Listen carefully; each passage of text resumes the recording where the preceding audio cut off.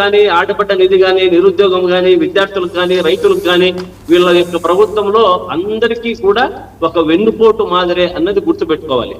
మనము చూద్దాం సూపర్ 6 లో వాళ్ళు ఏం చెప్పారో ఒక్కసారి 2 విషయాలు ఆలోచిద్దాం. ఎక్కువ వద్దు. తల్లికి వందనం బకాయిలన్నీ కూడా ఈ రోజుకి లేదు. ఆ 1500 ఏదో పెంచిస్తామన్నారు, అది లేదు. సిలిండర్లు 3 అన్నారు, ఆ సిలిండర్లు 3 ఇంతవరకు లేదు.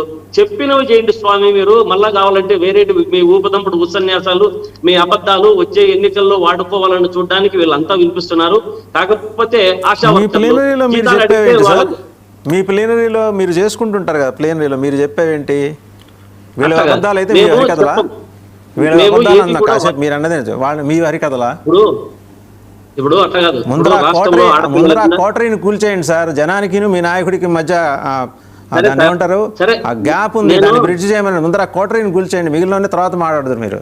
నేను అవి కూల్చేసి చెప్తాను. వీళ్ళు ఆడపిల్లల గురించి మనం చెప్తున్నారు. రాష్ట్రంలో ఆడపిల్లలకి అఘాయిత్యాలు, అత్యాచారాలు జరుగుతూనే ఉన్నాయి. ఆశా వర్కర్లు జీతాలు అడిగితే లాఠీలు మూతలు మోపిస్తున్నారు.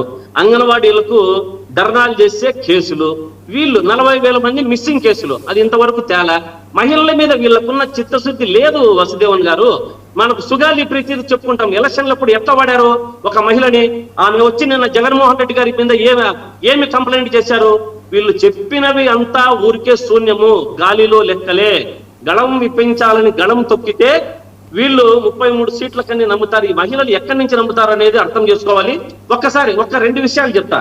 మా దీంట్లో మాత్రము జగన్మోహన్ రెడ్డి గారు చేసిన దీంట్లో వైఎస్ఆర్ ఆసరా గాని, పొదుపు సంఘాల ద్వారా మహిళలకు 4